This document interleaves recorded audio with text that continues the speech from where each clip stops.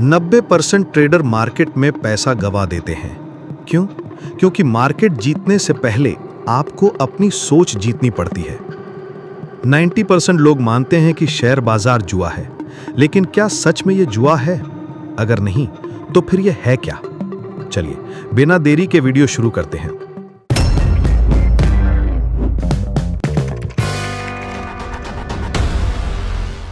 Bull talks में आपका स्वागत है। यहां हम मार्केट की साइकोलॉजी और ट्रेडर्स की कॉमन मिस्टेक्स डिकोड करेंगे ताकि आप इस चक्रव्यूह से जीतकर निकल सकें। महाभारत में एक कहानी है, शकुनी और युधिष्ठिर की। शकुनी पासे फेंकता था और हर बार वही नंबर आता था जो वो चाहता था। युधिष्ठिर बार बार हारते गए। शकुनी की तरह मार्केट के बड़े खिलाड़ी ट्रेड का पासा ऐसे फेंकते हैं कि हर बार वही मूव आता है जो वो चाहते हैं, और छोटे ट्रेडर बार बार अपने पैसे हारते जाते हैं। लोग इसे जुआ कहते हैं क्योंकि इसमें आप दांव लगाते हैं और बस इंतजार करते हैं। पासे में क्या नंबर आएगा यह आपके हाथ में नहीं होता। लेकिन उसमें भी सिर्फ एक ही खिलाड़ी बार बार हारा, वो था युधिष्ठिर। और शकुनी जो जीत रहा था, उसने खेल शुरू करने से पहले ही दुर्योधन को बता दिया था कि हम जीतेंगे। अब सोचिए, एक जुआरी इतना कॉन्फिडेंट कैसे हो सकता है कि मैं ही जीतूंगा? इसका मतलब है कि उस खेल में जिसे जुआ कहा गया, सिर्फ एक ही शख्स जुआ खेल रहा था। वो था युधिष्ठिर। शकुनी जो जुआ खेल ही नहीं रहा था। शकुनी को हर बार अपना दांव पता था। उसने अपनी पूरी जिंदगी उस खेल को सीखने में लगाई थी। उसे पता था कि अगर मैं 6 बोलूंगा तो 6 ही आएगा। वो अंदाजे से काम नहीं कर रहा था, ना ही किस्मत के भरोसे था। लेकिन युधिष्ठिर को लगा, जैसे ज्यादातर नए निवेशकों को लगता है, कि अगर ये जुआ है तो कभी वो जीतेगा, कभी मैं जीतूंगा। खेल में तो हार जीत होती है ना।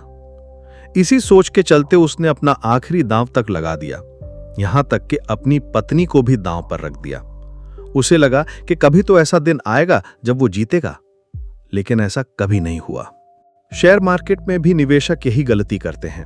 वो हर बार स्टॉक लेते हैं ये सोचकर कि शायद इस बार मेरा दिन होगा, शायद इस बार मेरा स्टॉक ऊपर जाएगा, शायद इस बार मेरा पिछला नुकसान पूरा हो जाएगा। लेकिन वो शायद कभी नहीं आता।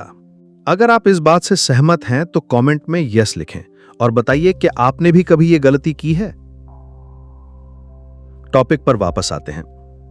आज के दौर के शकुनी बड़े फंड्स और स्मार्ट मनी होते हैं।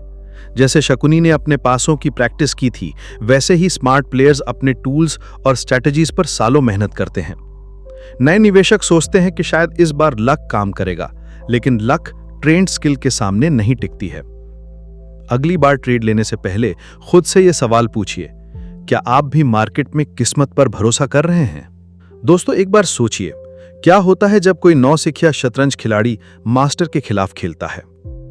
नौसिखिया सोचता है कि अगर मैं एक चाल चल दूंगा तो शायद जीत जाऊंगा, लेकिन मास्टर पहले से हर कदम प्लान कर चुका होता है।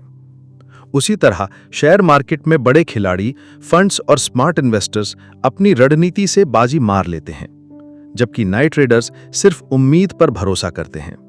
एक मास्टर शतरंज खिलाड़ी अपनी हर चाल की प्रैक्टिस करता है। वो घंटों बोर्ड पर काम करता है, हर संभव मूव को समझता है। दूसरी ओर नौसिखिया सोचता है कि शायद इस बार मेरा नंबर आएगा। नतीजा, मास्टर हर बार जीतता है क्योंकि उसने किस्मत को पीछे छोड़ दिया और स्किल को अपनाया।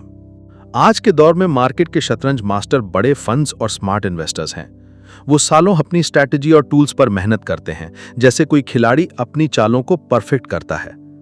नए ट्रेडर्स सोचते हैं कि किस्मत उनके साथ होगी, लेकिन ट्रेनिंग और अनुभव के आगे किस्मत कमजोर पड़ जाती है। शेयर बाजार का पहला नियम। शेयर बाजार को किस्मत नहीं, समझ और नियम चलाते हैं। आपको इन कायदों को सीखना होगा। जैसे शतरंज में प्रैक्टिस जीत दिलाती है, वैसे ही मार्केट में स्किल और धैर्य काम आते हैं। जो खिलाड़ी नियम समझता है वही बाजी जीतता है। मैंने आपको बताया कि जुआ भी किस्मत से नहीं चलता। महाभारत के उस जुए में भी किस्मत नहीं, प्रैक्टिस काम कर रही थी। शकुनी की प्रैक्टिस जो उस खेल का खिलाड़ी था, और जो अनाड़ी था युधिष्ठिर, वो हार गया। इसी तरह शेयर मार्केट में भी नए निवेशक सोचते हैं कि अगर मैं स्टॉक लूंगा तो वो ऊपर जाएगा, अगर मैं बेचूंगा तो सही समय पर बेचूंगा। लेकिन उन्हें नहीं पता कि इस मार्केट में जो समझदार और अनुभवी लोग हैं, उनके सामने वो नहीं जीत सकते, क्योंकि उन खिलाड़ियों को नियम पता है, सिस्टम पता है, कहां खरीदना है, कहां बेचना है। तो याद रखिए, मार्केट में जीतने के लिए सबसे पहले खेल को समझना जरूरी है। यह किस्मत का खेल नहीं, ये चोरों की कला है, और इस कला को सीखना ही आपको इस चक्रव्यूह से बाहर निकालेगा। अगले एपिसोड में हम डिकोड करेंगे कि आखिर ये चोरों की कला है क्या और इसे अपने फेवर में कैसे मोड़ा जा सकता है। अगर आप आज की कहानी से सहमत हैं तो कमेंट में यस लिखें और चैनल को सब्सक्राइब करें ताकि अगला एपिसोड मिस ना हो।